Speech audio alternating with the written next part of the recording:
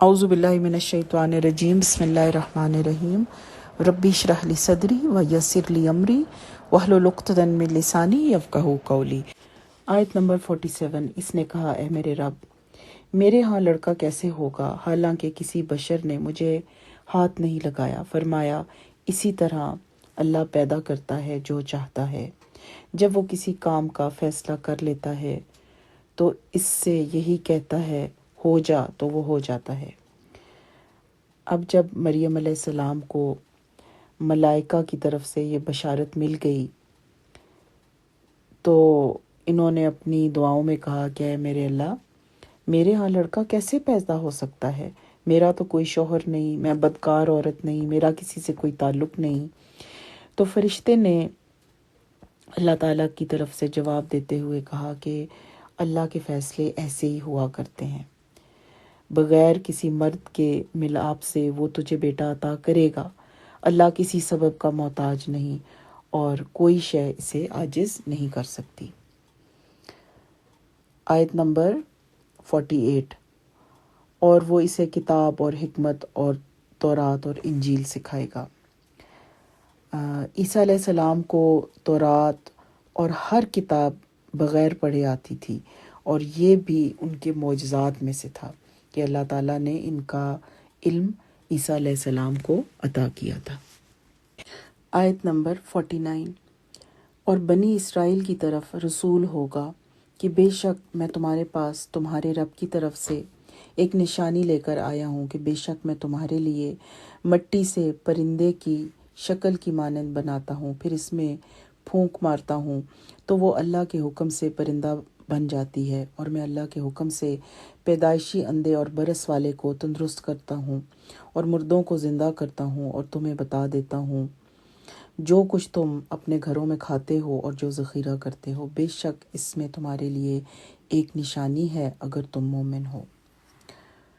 یہ اب عیسیٰ علیہ السلام کے معجزات کا یہاں پر ذکر کیا جا رہا ہے کہ یہ ساری تمہارے رب کی طرف سے نشانیاں ہیں، اور پھر ان کی تفصیل بتائی گئی ہے، اور پھر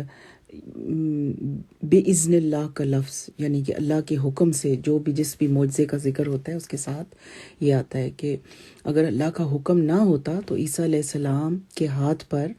ان معجزات کا ظہور نہ ہوتا، اور یہی ہر نبی کے معجزات کا حال ہے کہ وہ اللہ کے اختیار میں ہوتے ہیں، اور اللہ تعالیٰ ہر نبی کو اپنے زمانے کے مناسبت سے جو حالات گزر رہے ہوتے ہیں معجزات عطا فرماتے ہیں۔ موسیٰ علیہ السلام کے زمانے میں جادو اور جادوگروں کا زور تھا، تو ان کے معجزات ایسے تھے جن میں جادوگر دنگ رہ گئے اور ان کی عقل چکرا گئی، اور پھر وہ اسلام لے آئے۔ عیسیٰ علیہ السلام کے زمانے میں طب اور یہ جو سائنس کے علوم ہیں ان کا چرچا تھا، تو اللہ تعالیٰ نے انہیں وہ معجزات عطا فرمائے جس کے سامنے تمام سائنسدان اور طبیب اپنی کمائیگی کا اعتراف کیے بغیر نہ رہ سکے۔ اور رسول اللہ صلی اللہ علیہ وسلم کے زمانے میں فصاحت و بلاغت اور شعر و ادب کا ڈنکا بجتا تھا، تو اللہ نے ان پر وہ کتاب نازل فرمائی جس نے ساری اس طرح کی چیزوں پر فضیلت حاصل کر لی۔ تو یہ پھر جو ان کے معجزات ہیں عیسیٰ علیہ السلام کے، ان کی تفصیل یہی ہے کہ کسی مٹی کا کوئی پرندہ ہوتا، اس میں وہ پھونک مارتے تو اللہ کے حکم سے وہ جان آ جاتی، برس والے پر ہاتھ پھیرتے وہ تندرست ہو جاتا، اندھے کی آنکھوں پر ہاتھ پھیرتے تو وہ اس کو نظر آنے لگ جاتا، اسی طرح مردے پہ ہاتھ پھیرتے تو وہ زندہ ہو جاتا، اور کچھ غیب کی بھی وہ خبریں بتاتے ان معجزات کی وجہ سے۔ آیت نمبر 50۔ اور اس کی تصدیق کرنے والا ہوں جو مجھ سے پہلے تورات سے ہے، اور تاکہ میں تمہارے لیے بعض وہ چیزیں حلال کر دوں جو تم پر حرام کی گئی تھی، اور میں تمہارے پاس تمہارے رب کی طرف سے ایک نشانی لے کر آیا ہوں، سو اللہ سے ڈرو اور میرا کہا مانو۔ یعنی عیسیٰ علیہ السلام کوئی الگ شریعت لے کر نہیں آئے تھے، بلکہ موسیٰ علیہ السلام کی شریعت کی تائید کرنے کے لیے آئے تھے، اور بنی اسرائیل کو تورات کی اقامت کی دعوت دینے کے لیے آئے تھے، اور البتہ تورات میں بعض چیزیں جو ان کی اپنی غلطیوں کی وجہ سے ان پر حرام کی گئی تھیں، ان کو اللہ تعالیٰ کے حکم سے حلال کر دینا بھی عیسیٰ علیہ السلام کے مشن میں تھا، جیسے اونٹ کا گوشت اور حلال جانوروں کی چربی وغیرہ۔ آیت نمبر 51، بے شک اللہ ہی میرا رب اور تمہارا رب ہے، بس اس کی عبادت کرو، یہ سیدھا راستہ ہے۔ تمام انبیاء کرام کی دعوت کی بنیاد توحید باری تعالیٰ ہے۔ عیسیٰ علیہ السلام نے بھی بنی اسرائیل کے سامنے یہی دعوت پیش کی اور کہا کہ میرا اور تمہارا رب اللہ ہی ہے، اس لیے صرف اسی کی عبادت کرو، یہی سیدھا راستہ ہے۔ آیت نمبر 52، پھر جب عیسیٰ نے ان سے کفر محسوس کیا تو اس نے کہا، کون ہے جو اللہ کی طرف میرے مددگار ہیں؟ حواریوں نے کہا، ہم اللہ کے مددگار ہیں، ہم اللہ پر ایمان لائے اور گواہ ہو جا کہ بے شک ہم فرما بردار ہیں۔ عیسیٰ علیہ السلام کو پوری طرح معلوم ہو چکا تھا کہ یہود اور اس کے علماء دلائل کے میدان میں تو مات کھا چکے ہیں، اور اب وہ ان کی زندگی کے در پہ ہو چکے ہیں اور اس کام کے لیے وہ سازشیں تیار کر رہے ہیں۔ تو ان کو فکر تھی کہ دین کی اشاعت اور دین کی تبلیغ کا کام رکنا نہیں چاہیے، چنانچہ انہوں نے اپنے ساتھیوں سے پوچھا کہ کون ہے جو اس سلسلے میں میری مدد کرے۔ قوم کے اکثر لوگوں نے اس دعوت کو قبول نہیں کیا، البتہ چند لوگوں کو اللہ تعالیٰ نے ایمان لانے کی توفیق دی اور وہ ایمان لائے اور پوری جاں فشانی سے عیسیٰ علیہ السلام کی مدد کرتے رہے۔ یہی وہ لوگ تھے جو بعد میں عیسیٰ علیہ السلام کے خاص جانثار اور مددگار اور حواری کہلائے۔ آیت نمبر 53، اے ہمارے رب، ہم اس پر ایمان لائے جو تو نے نازل فرمایا اور ہم رسول کے پیروکار بن گئے، سو تو ہمیں شہادت دینے والوں کے ساتھ لکھ لے۔ یہ ان لوگوں کا ذکر ہے کہ جو عیسیٰ علیہ السلام پر حواری جو ایمان لے کر آئے تھے اور ان کے ساتھ وہ پوری طرح سے مدد کر رہے تھے، ان کی نصرت کر رہے تھے، تو ان لوگوں کے ذکر کے بعد یہ والی آیت آئی، اور حضرت عبداللہ بن مسعود رضی اللہ تعالیٰ عنہ بیان فرماتے ہیں کہ رسول اللہ صلی اللہ علیہ وسلم نے فرمایا کہ مجھ سے پہلے جو بھی نبی اللہ تعالیٰ نے جس امت کی طرف مبعوث فرمایا، اس کی امت میں سے اس کے حواری اور اصحاب ہوتے تھے جو اس کی سنت پر عمل کرتے تھے اور اس کا حکم بجا لاتے تھے۔ پھر اس کے بعد ایسے ناخلف پیدا ہوئے کہ جو کہتے تھے وہ کرتے نہیں تھے، اور جو کرتے تھے اس کا انہیں حکم نہیں دیا کرتے تھے۔ آیت نمبر 54، اور انہوں نے خفیہ تدبیر کی اور اللہ نے بھی خفیہ تدبیر کی، اور اللہ سب خفیہ تدبیر کرنے والوں سے بہتر ہے۔ یہود کے علماء اس وقت کے بادشاہ کو بہکایا کرتے تھے کہ یہ شخص ملحد ہے اور تورات کے احکامات کو بدلنا چاہتا ہے، یہ عیسیٰ علیہ السلام کے بارے میں کہتے تھے اور ان پر الزامات لگاتے تھے۔ تو بادشاہ نے عیسیٰ علیہ السلام کو قتل کرنے کے لیے کچھ آدمی مقرر کر دیے۔ انہوں نے ایک مکان کے اندر عیسیٰ علیہ السلام کا محاصرہ کر لیا، تو اللہ تعالیٰ نے عیسیٰ علیہ السلام کو آسمان پر اٹھا لیا، جیسا کہ سورۃ النساء میں بھی اس واقعے کا ذکر ہے۔ وہاں یہ کہا گیا، اور ان کے یہ کہنے کی وجہ سے کہ بلا شبہ ہم نے ہی مسیح عیسیٰ ابن مریم کو قتل کیا جو اللہ کا رسول تھا، حالانکہ نہ انہوں نے اسے قتل کیا اور نہ اسے سولی پر چڑھایا، اور لیکن ان کے لیے اس مسیح کا شبیہ بنا دیا گیا، اور بے شک وہ لوگ جنہوں نے اس کے بارے میں اختلاف کیا ہے یقیناً اس کے متعلق بڑے شک میں ہیں، انہیں اس کے متعلق گمان کی پیروی کے سوا کچھ علم نہیں، اور انہوں نے اسے یقیناً قتل نہیں کیا بلکہ اللہ نے اسے اپنی طرف اٹھا لیا، اور اللہ ہمیشہ سے ہر چیز پر غالب کمال حکمت والا ہے۔ یہ آیت نمبر 107 اور 108 ہے سورہ النساء کی، جس میں اس واقعے کی تفصیل بیان ہوئی ہے۔ اب یہاں ایک چیز غور طلب ہے کہ اس میں مکر کا ذکر ہے۔ مکر ایک ایسی خصوصیت ہے کہ جو کسی اچھے انداز میں استعمال نہیں کی جاتی، اور اس کو اللہ تعالیٰ کے ساتھ ہم کسی بھی صورت منسوب نہیں کر سکتے، یہ اللہ تعالیٰ کی شان کے منافی ہوگا۔ یہاں پہ اللہ تعالیٰ کے مکر سے مراد یہ ہے کہ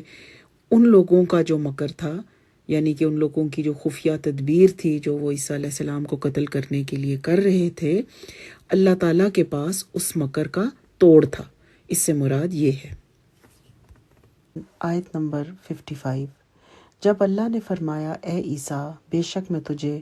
قبض کرنے والا ہوں اور تجھے اپنی طرف اٹھانے والا ہوں اور تجھے ان لوگوں سے پاک کرنے والا ہوں جنہوں نے کفر کیا، اور ان لوگوں کو جنہوں نے تیری پیروی کی، قیامت کے دن تک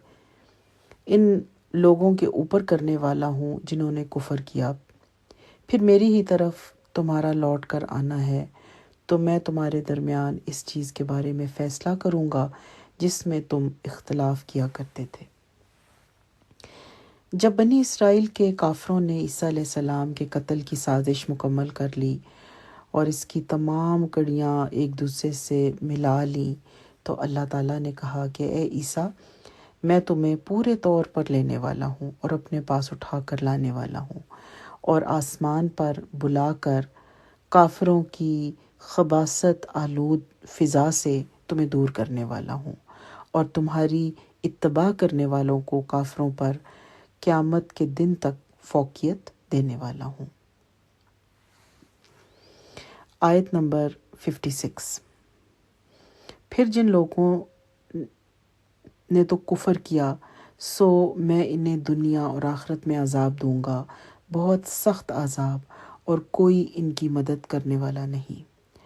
آیت 57، اور رہے وہ لوگ جو ایمان لائے اور انہوں نے نیک اعمال کیے تو وہ انہیں ان کے اجر پورے دے گا، اور اللہ ظالموں سے محبت نہیں کرتا۔ ان سے مراد مومنین بنی اسرائیل کی وہ جماعت ہے جو ان پر ایمان لائی تھی اور کافروں کے مقابلے میں ان کی مدد کا اعلان کیا تھا، اور نبی کریم صلی اللہ علیہ وسلم کی امت کے دنیا میں آ جانے کے بعد یہی لوگ عیسیٰ علیہ السلام کے صحیح پیروکار ہوئے، اس لیے کہ اللہ نے کفار کے مقابلے میں ان کی مدد کی اور ان کے دین کو تمام ادیان پر غالب کیا، اور اللہ کے فضل سے قیامت تک اسلام اور مسلمان اسی حال میں رہیں گے۔ آیت نمبر 57، یہ ہے جسے ہم آیات اور پر حکمت نصیحت میں سے تجھ پر پڑھتے ہیں، یعنی اے محمد صلی اللہ علیہ وسلم، یہ جو ہم نے آپ کو عیسیٰ علیہ السلام کا قصہ، ان کی ولادت کا واقعہ، ان کے معاملے کی ساری کیفیات کو بیان کیا ہے، یہ اللہ تعالیٰ کا فرمان اور اس کی وحی ہے جسے اس نے بلا شک و شبہ لوح محفوظ سے نازل فرمایا ہے۔ آیت نمبر 59، بے شک عیسیٰ کی مثال اللہ کے نزدیک آدم کی مثال کی طرح ہے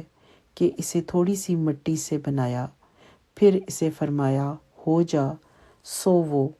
ہو جاتا ہے۔ نصارہ کا عقیدہ ہے کہ عیسیٰ علیہ السلام اللہ کے بیٹے تھے، اور دلیل یہ دیتے تھے کہ اللہ نے انہیں بغیر باپ کے پیدا کیا تھا۔ اللہ نے ان کے دعوے کی تردید کی کہ اگر تمہاری یہ بات کسی طرح صحیح ہوتی تو پھر آدم علیہ السلام تو زیادہ حقدار تھے کہ وہ اللہ کے بیٹے کہلائے جاتے، اس لیے کہ انہیں بغیر ماں اور باپ کے پیدا کیا گیا۔ اللہ نے عیسیٰ علیہ السلام کو بغیر باپ کے اور آدم علیہ السلام کو بغیر ماں اور باپ کے اور حوا علیہ السلام کو صرف مرد سے پیدا کر کے اپنی قدرت کا اظہار کیا۔ اور عیسیٰ علیہ السلام کے بارے میں صحیح عقیدہ یہی ہے کہ نہ مریم نے معبود کو جنا جیسے کہ نصارہ کہتے ہیں، اور نہ انہوں نے یوسف نجار کے ساتھ بدکاری کی جیسے کہ یہود ان پر نعوذ باللہ یہ بہتان باندھتے ہیں۔ آیت نمبر 60، یہ حق تیری رب کی طرف سے ہے، سو تو شک کرنے والوں سے نہ ہو، یعنی کہ یہ ساری بات جو ہے یہ اللہ تعالیٰ خود بیان فرما رہے ہیں، تو مسلمانوں کو یہ حکم دیا جا رہا ہے کہ آپ کسی قسم کے شک و شبے میں مبتلا نہ ہوں۔ آیت نمبر 62۔ پھر جو شخص تجھ سے اس کے بارے میں جھگڑا کرے اس کے بعد کہ تیرے پاس علم آ چکا، تو کہہ دے آؤ ہم اپنے بیٹوں اور تمہارے بیٹوں کو بلا لیں، اور اپنی عورتوں اور تمہاری عورتوں کو بھی، اور اپنے آپ کو اور تمہیں بھی، پھر گڑ گڑا کر دعا کریں، پس جھوٹوں پر اللہ کی لعنت بھیجیں۔ جب عیسیٰ علیہ السلام کے بارے میں جتنے جو دلائل دینے تھے، ان کی حقیقت، ان کی زندگی کی سچائی کے بارے میں وہ دے چکے، اس کے باوجود جو وفد نجران سے آیا تھا عیسائیوں کا، اس نے عناد کی روش اختیار کی، تو آخری فیصلے کے لیے اللہ تعالیٰ نے رسول اللہ صلی اللہ علیہ وسلم کو مباہلہ کرنے کا حکم دیا۔ اب مباہلہ کیا ہوتا ہے کہ یہ ایک آخری تدبیر ہوتی ہے جس میں حق کا حق ہونا ظاہر ہو جاتا ہے۔ چنانچہ اگر تو مخالف کو اپنی صداقت کا یقین ہو تو وہ مباہلہ کا چیلنج قبول کر لے گا، اگر اس کے دل میں چور ہے اور وہ جانتا ہے کہ حق بات تو یہی ہے جو اس کا مخالف کہہ رہا ہے، تو وہ پھر مباہلہ سے بھاگ نکلتا ہے۔ اور مباہلہ میں یہ کیا جاتا ہے کہ گڑ گڑا کر اللہ کے حضور جھوٹے کے حق میں بد دعا کی جاتی ہے۔ تو اس کے ساتھ ساتھ یہ بھی دعا کی جاتی ہے کہ جھوٹے پر اللہ کی لعنت ہو۔ مگر اہل نجران مباہلہ سے ڈر گئے اور انہوں نے جزیہ دینا منظور کر لیا، جیسے کہ حضرت حذیفہ رضی اللہ تعالیٰ عنہ سے روایت ہے کہ نجران کے 2 آدمی تھے، یہ رسول اللہ صلی اللہ علیہ وسلم کی خدمت میں حاضر ہوئے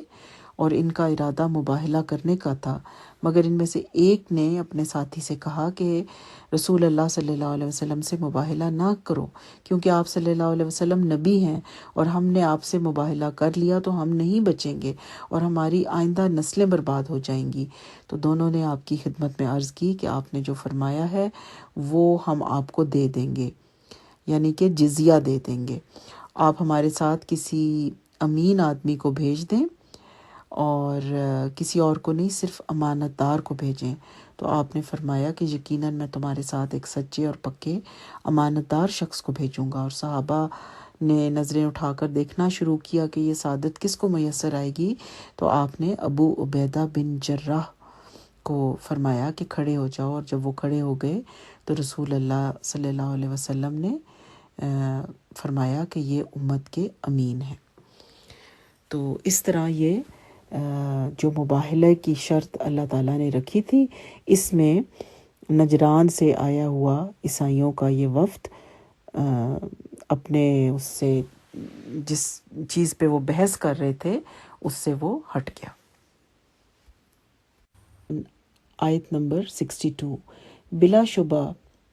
یقیناً یہی سچا بیان ہے اور اللہ کے سوا کوئی بھی معبود نہیں، اور بلا شبہ اللہ یقیناً وہی سب پر غالب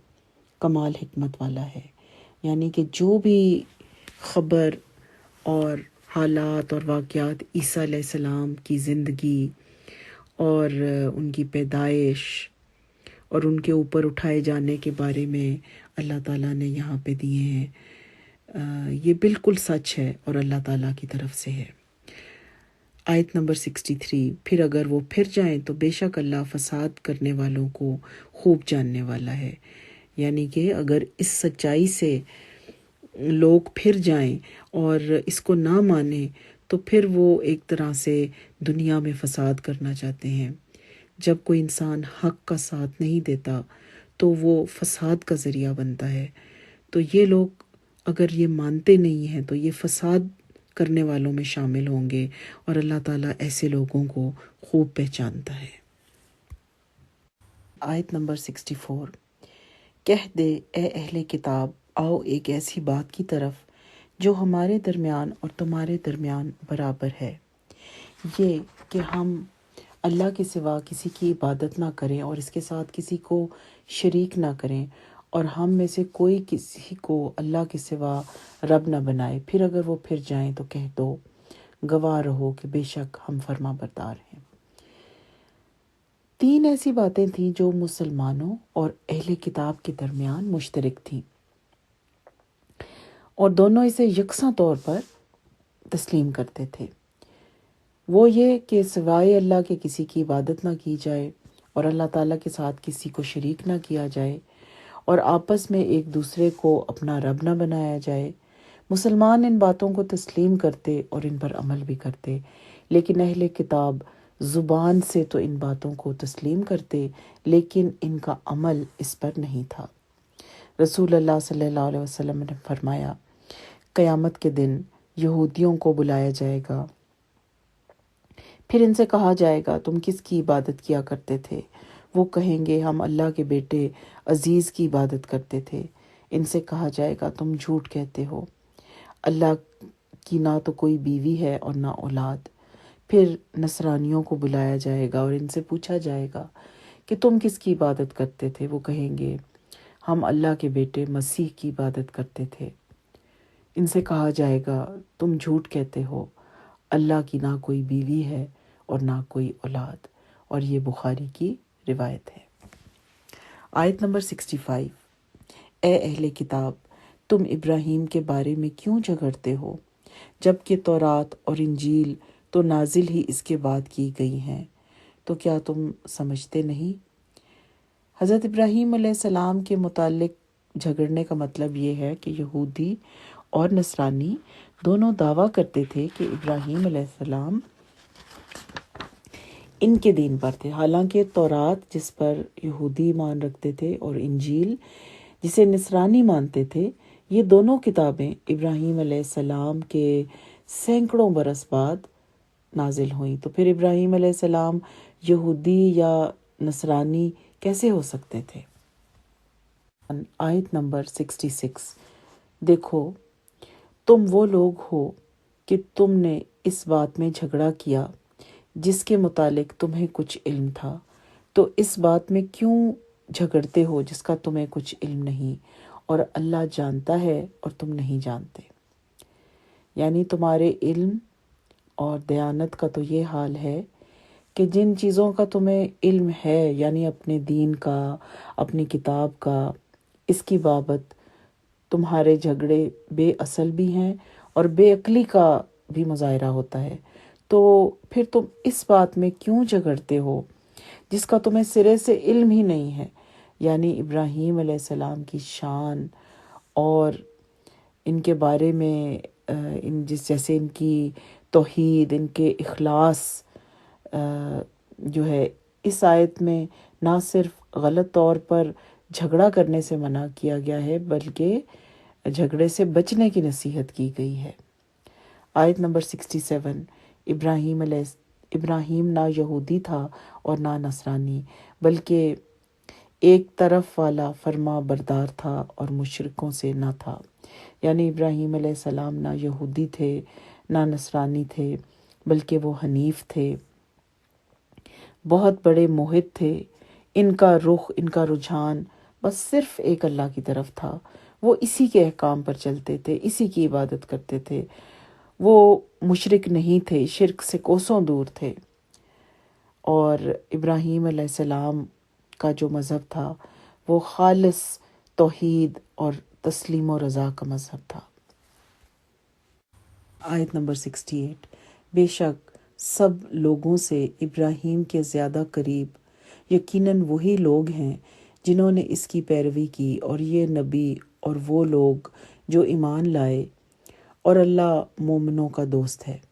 اس کا مطلب یہ ہے کہ تم اس معنی میں ابراہیم علیہ السلام کو یہودی یا نصرانی کہتے ہو کہ ان کی شریعت تمہاری شریعت سے ملتی جلتی ہے، تو یہ بات غلط ہے۔ اللہ تعالیٰ فرماتا ہے کہ ابراہیم علیہ السلام کے سب سے زیادہ قریب وہ لوگ ہیں جنہوں نے اپنے زمانے میں ان کے دین کی اتباع کی، اور اب یہ نبی محمد صلی اللہ علیہ وسلم اور آپ کے ساتھ ایمان لانے والے آپ کے صحابہ رضی اللہ تعالیٰ عنہم، مہاجرین اور انصار، اور اس کے بعد آپ کی پیروی کرنے والے ہی حضرت ابراہیم علیہ السلام کے دین کی پیروی کرتے ہیں، اور یہی لوگ صحیح معنوں میں ابراہیم علیہ السلام کی طرح توحید پر مضبوطی سے قائم ہیں، اور یہی لوگ ہیں جنہوں نے حقیقتاً اپنے آپ کو اللہ تعالیٰ کے حوالے کر دیا اور فرما بردار بن گئے۔ آیت نمبر 69۔ اہل کتاب کی ایک جماعت نے چاہا کاش وہ تمہیں گمراہ کر دیں، حالانکہ وہ اپنے سوا کسی کو گمراہ نہیں کر رہے اور وہ شعور نہیں رکھتے۔ یہ یہودیوں کے اس حسد بغض کی وضاحت ہے جو وہ اہل ایمان کے لیے رکھتے تھے، اور اس عناد کی وجہ سے مسلمانوں کو گمراہ کرنے کی خواہش رکھتے تھے۔ یہاں اہل کتاب سے مراد بنو نذیر، بنو قریظہ، بنو قینقاع کے یہود ہیں۔ یہ تینوں یہودی قبیلے تھے جنہوں نے بعض مسلمانوں کو یہودیت کی دعوت دی۔ اللہ تعالیٰ نے فرمایا کہ اس طرح وہ خود ہی بے شعوری میں اپنے آپ کو گمراہ کر رہے ہیں۔ آیت نمبر 70۔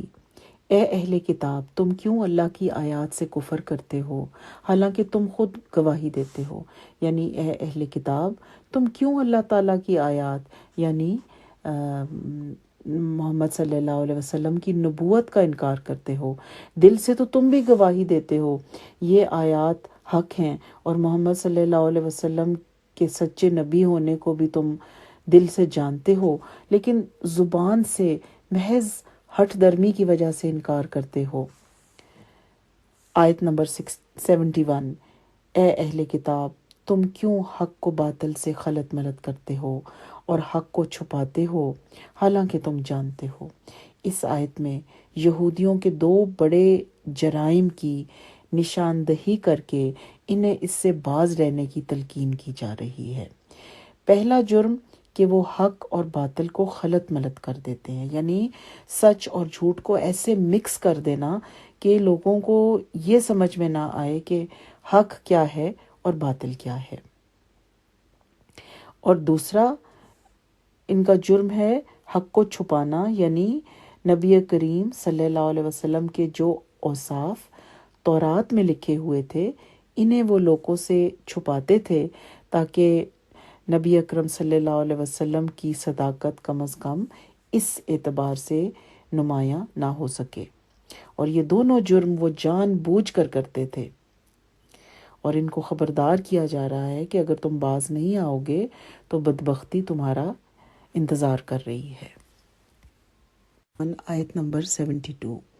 اور اہل کتاب میں سے ایک گروہ نے کہا تم دن کے شروع میں اس چیز پر ایمان لاؤ جو ان لوگوں پر نازل کی گئی ہے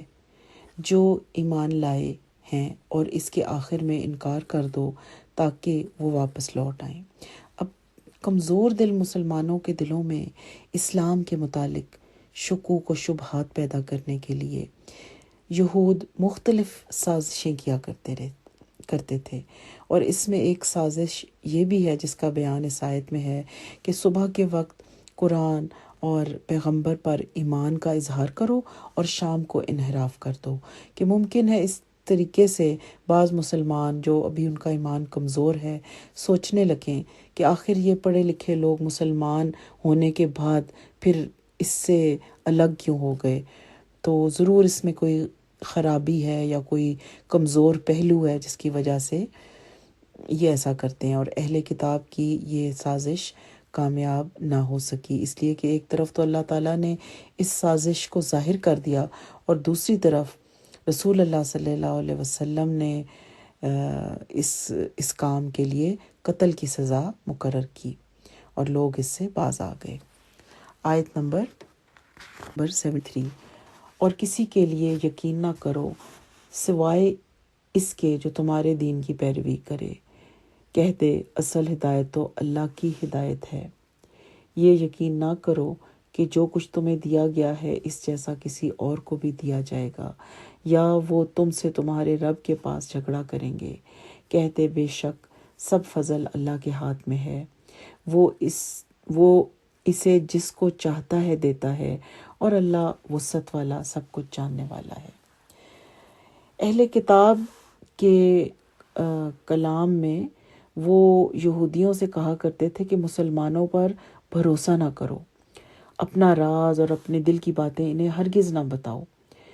یہودیوں کی اس سازش کو بیان کرنے کے بعد اللہ تعالیٰ نے اپنے رسول صلی اللہ علیہ وسلم سے کہا کہ آپ ان سے کہہ دیجئے کہ ہدایت کا سرچشمہ تو اسلام ہے، اس کے علاوہ سب کچھ گمراہی ہے۔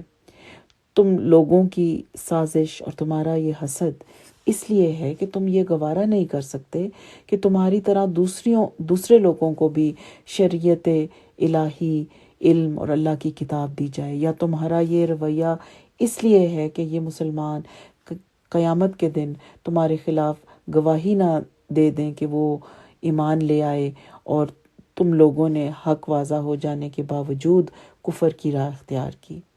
اور اے رسول آپ یہ بھی کہہ دیجئے کہ قرآن کریم اور دوسری نعمتیں سب اللہ کے اختیار میں ہیں، اللہ جسے چاہتا ہے اسے دیتا ہے۔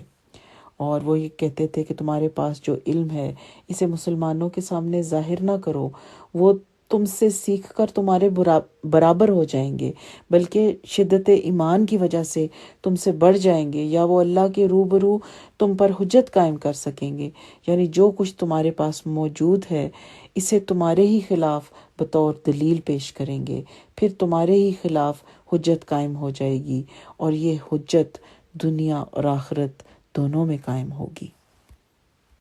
آیت نمبر 74۔ اپنی رحمت کے ساتھ خاص کرتا ہے جسے چاہتا ہے، اور اللہ بہت بڑے فضل والا ہے۔ یعنی اللہ تعالیٰ تو ہر قوم کو اپنا فضل عطا کرنے کے لیے تیار ہے، بشرطے کہ وہ قوم اپنے آپ کو اس فضل کا اہل ثابت کرے۔ ایک زمانہ تھا کہ اللہ تعالیٰ نے بنی اسرائیل کو یہ فضل عطا فرمایا، لیکن جب وہ اس کے اہل نہیں رہے تو اس نے اب یہ فضل بنی اسماعیل کے لیے مختص کر دیا، جیسے کہ سورہ جمعہ کی آیت 2 اور 3 میں آتا ہے، وہی ہے جس نے ان پڑھوں میں ایک رسول انہی میں سے بھیجا جو ان کے سامنے اس کی آیات پڑھتا ہے اور انہیں پاک کرتا ہے اور انہیں کتاب اور حکمت سکھاتا ہے، حالانکہ بلا شبہ وہ اس سے پہلے یقیناً کھلی گمراہی میں تھے، اور ان میں سے کچھ اور لوگوں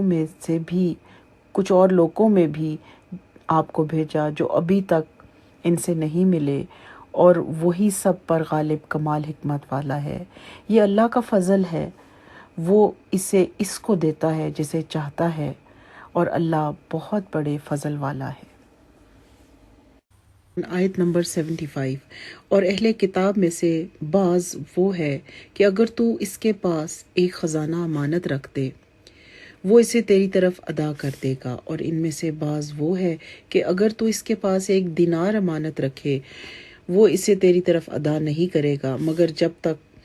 تو اس کے اوپر کھڑا رہے۔ یہ اس لیے کہ انہوں نے کہا ہم ان پڑھوں کے بارے میں گرفت کا کوئی راستہ نہیں، اور وہ اللہ پر جھوٹ کہتے ہیں حالانکہ وہ جانتے ہیں۔ یہاں پر اللہ تعالیٰ مطلع فرما رہے ہیں کہ یہودیوں میں سے کچھ لوگ ایسے ہیں جو حد درجے کے خائن ہیں، اس لیے وہ مومنوں کو اللہ تعالیٰ تلقین فرما رہے ہیں کہ ان سے فریب نہ کھائیں، کیونکہ ان میں سے کوئی ایسے بھی ہیں کہ اگر آپ ان کے پاس ڈھیر مال بطور امانت رکھ دیں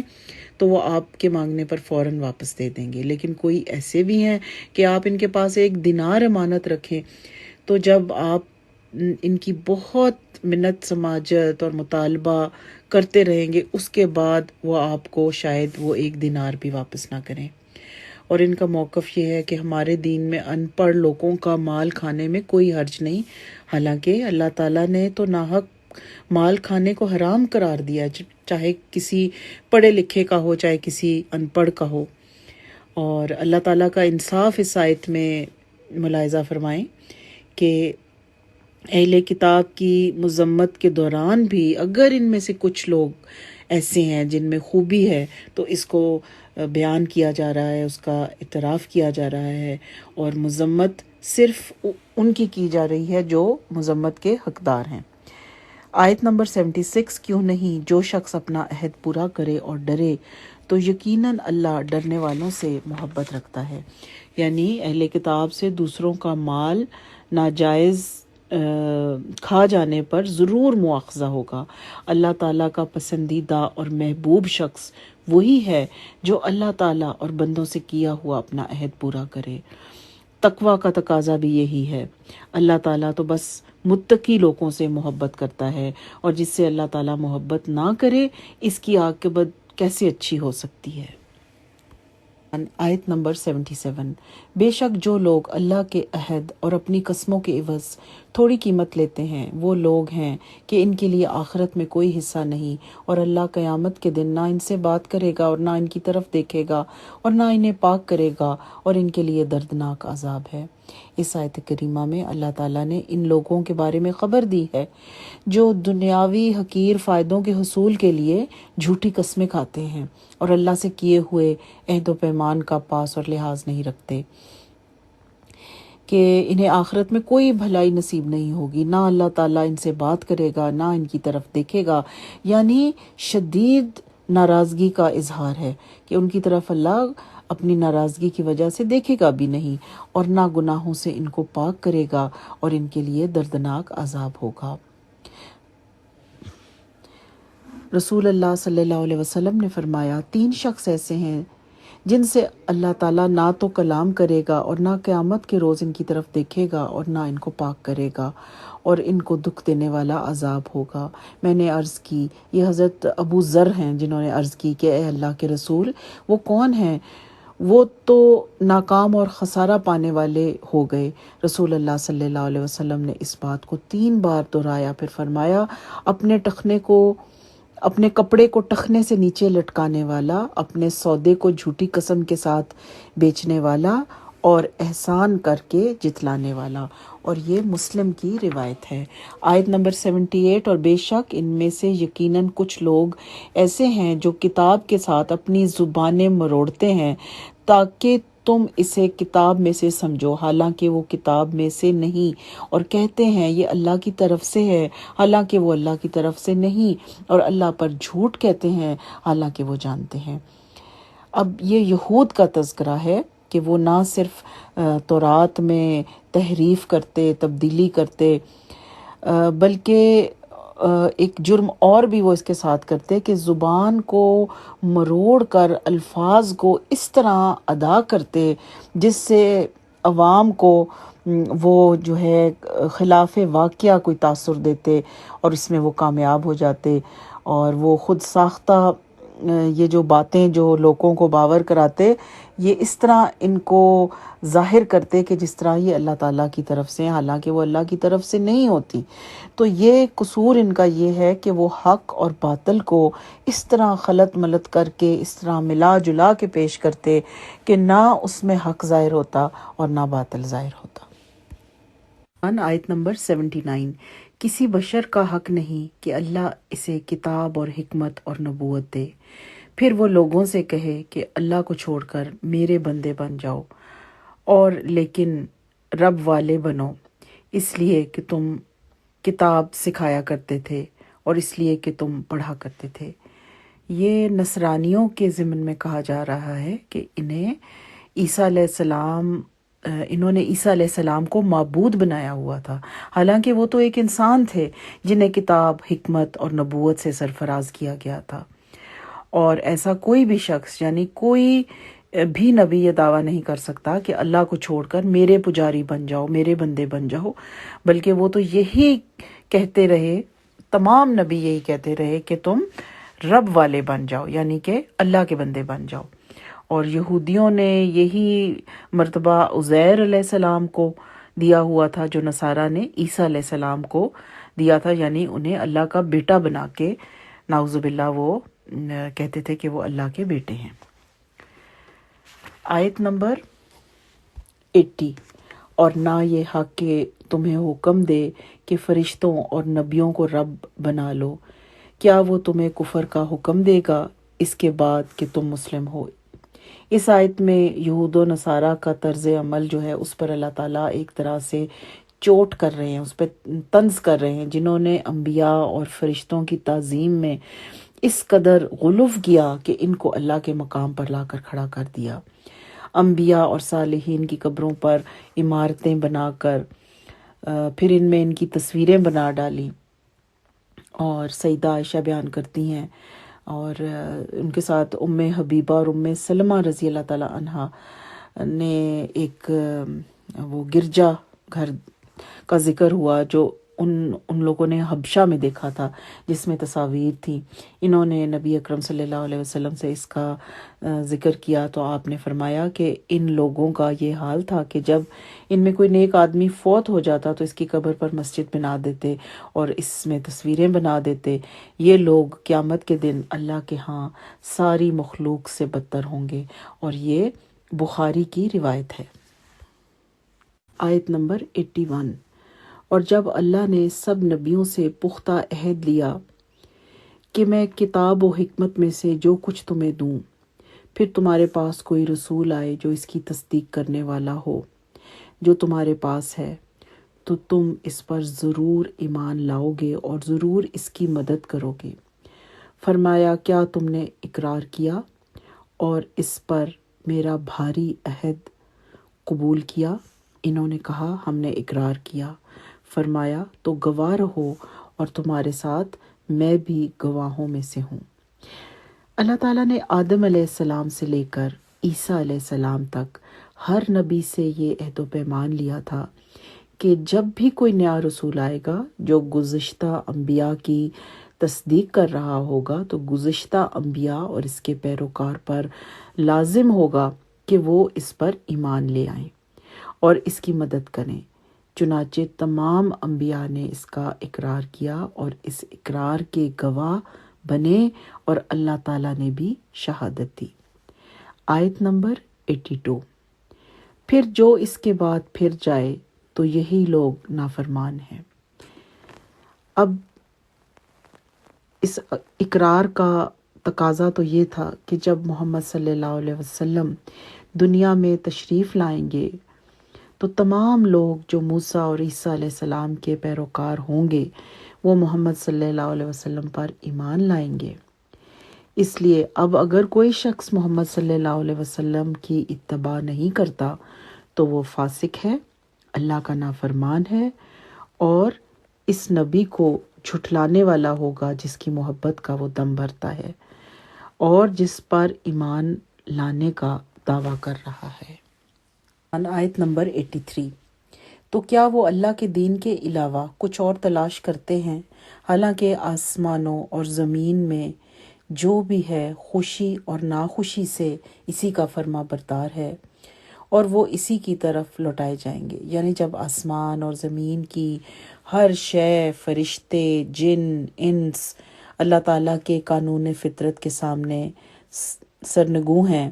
اور اختیاری اور غیر اختیاری طور پر اسی کے تابع اور فرما بردار ہیں، تو یہ لوگ اس قانون شریعت یعنی اللہ کے دین کو چھوڑ کر دوسرا راستہ کیوں اختیار کرتے ہیں؟ ان کو چاہیے کہ اگر انہیں نجات چاہیے تو اللہ کا جو دین اس وقت رسول اللہ صلی اللہ علیہ وسلم لے کر مبعوث ہوئے ہیں اسے اختیار کر لیں۔ آیت نمبر 84۔ کہہ دے ہم اللہ پر ایمان لائے اور اس پر جو ہم پر نازل کیا گیا اور جو ابراہیم اور اسماعیل اور اسحاق اور یعقوب اور اس کی اولاد پر نازل کیا گیا، اور جو موسیٰ اور عیسیٰ اور دوسرے نبیوں کو ان کے رب کی طرف سے دیا گیا، ہم ان میں سے کسی ایک کے درمیان فرق نہیں کرتے اور ہم اسی کے فرما بردار ہیں۔ یعنی مسلمانوں کو حکم ہے کہ وہ تمام انبیاء اور رسل اور تمام آسمانی کتابیں اور صحائف پر ایمان لائیں کہ سب رسول اپنے اپنے وقتوں میں اللہ تعالیٰ کی طرف سے مبعوث تھے، اور سب کی جو کتابیں تھیں وہ اللہ تعالیٰ کی طرف سے تھیں، اگرچہ اب صرف قرآن مجید پر عمل ہوگا کیونکہ پہلی کتابیں منسوخ ہو چکی ہیں۔ آیت نمبر 85۔ اور جو اسلام کے علاوہ کوئی اور دین تلاش کرے تو اس سے ہرگز قبول نہ کیا جائے گا اور وہ آخرت میں خسارہ اٹھانے والوں میں سے ہوگا۔ یعنی محمد صلی اللہ علیہ وسلم کے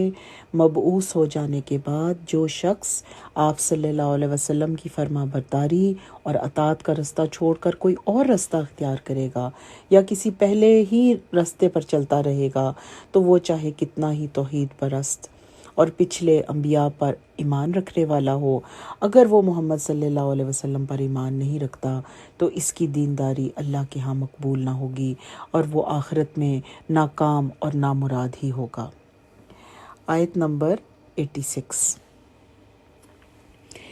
اللہ ان لوگوں کو کیسے ہدایت دے گا جنہوں نے اپنے ایمان کے بعد کفر کیا، اس کے بعد کہ انہوں نے شہادت دی کہ یقیناً یہ رسول سچا ہے اور ان کے پاس واضح دلیلیں آ چکی، اور اللہ ظالم لوگوں کو ہدایت نہیں دیتا۔ یعنی جو لوگ حق کے پوری طرح واضح ہو جانے اور رسول اللہ صلی اللہ علیہ وسلم کے سچا نبی ہونے کی واضح اور روشن دلیلیں دیکھ چکے ہیں، مگر محض حسد کی وجہ سے اور اپنے تکبر کی وجہ سے کفر کی روش پر قائم رہنا چاہتے ہیں، یا ایک مرتبہ اسلام قبول کر لینے کے بعد پھر مرتد ہو گئے، وہ سراسر ظالم اور بدبخت ہیں۔ ایسے لوگوں کو راہ ہدایت دکھانا اللہ کا قانون نہیں۔ اس سے معلوم ہوا کہ مرتد کافر سے زیادہ بڑا مجرم ہے۔ آیت نمبر 87۔ یہ لوگ، ان کی جزا یہ ہے کہ بے شک ان پر اللہ کی اور فرشتوں کی اور تمام لوگوں کی لعنت ہے۔ یعنی یہ لوگ اس قدر ان کا جو گناہ ہے اس قدر گھناؤنا ہے کہ ان پر نہ صرف اللہ کی بلکہ اس کے فرشتوں کی اور تمام لوگوں کی لعنت ہے۔ لعنت کا مطلب کیا ہے؟ لعنت کا مطلب یہ ہے کہ یہ لوگ اللہ کی رحمت سے محروم ہیں، اور جو بندہ اللہ کی رحمت سے محروم ہو جائے اس کے لیے پھر کیا خیر باقی رہ جاتی ہے۔ آیت نمبر 88۔ ہمیشہ اس میں رہنے والے ہیں، نہ ان سے عذاب ہلکا کیا جائے گا اور نہ وہ مہلت دیے جائیں گے۔ یعنی یہ لوگ جب آخرت میں عذاب دیکھیں گے تو یہ چاہیں گے کہ ان کو ایک دوسرا موقع دیا جائے یا کچھ دیر کے لیے عذاب ہلکا کیا جائے، لیکن اللہ تعالیٰ اس وقت کسی قسم کی فریادیں نہیں سنیں گے اور اس وقت کی توبہ بھی قبول نہیں ہوگی۔ یہ اسی عذاب میں ہمیشہ ہمیشہ کے لیے رہیں گے اور عذاب قطعاً ہلکا نہیں کیا جائے گا، اور اللہ تعالیٰ انہیں کوئی مہلت نہیں دیں گے کہ وہ دوبارہ سے عمل کر کے یا توبہ کر کے اللہ سے معافی حاصل کر لیں۔ آیت نمبر 89۔ مگر جن لوگوں نے اس کے بعد توبہ کی اور اصلاح کر لی تو یقیناً اللہ بے حد بخشنے والا نہایت مہربان ہے۔ یعنی ابھی اس زندگی میں ہی، اس وقت ہی اگر کوئی ایسا شخص توبہ کر لے، سچی توبہ، اور اپنی اصلاح کر لے تو اللہ تعالیٰ اس کی پچھلی خطاؤں کو معاف فرما دیں گے۔ آیت نمبر 90۔ بے شک وہ لوگ جنہوں نے اپنے ایمان کے بعد کفر کیا پھر کفر میں بڑھ گئے، ان کی توبہ ہرگز قبول نہ کی جائے گی اور وہی لوگ گمراہ ہیں۔ اللہ تعالیٰ وعید اور خوف دلاتے ہوئے فرماتے ہیں کہ جو لوگ ایمان کے بعد کفر کو اختیار کر لیں، پھر کفر میں اور بڑھ جائیں حتیٰ کہ اپنی موت تک کافر ہی رہیں، تو بوقت موت ان کی توبہ ہرگز نہ قبول کی جائے گی۔ اس سے معلوم ہوا کہ توبہ فوراً کر لینی چاہیے۔ ایسا نہ ہو کہ زندگی کفر یا کوئی گناہ کرتا رہے اور موت کے وقت وہ توبہ کرنا چاہے تو اس وقت اس کو توبہ کی مہلت نہ ملے، اور توبہ کرے بھی تو اس وقت کی توبہ قبول نہ ہو۔ وآخر دعوانا ان الحمد للہ رب العالمین۔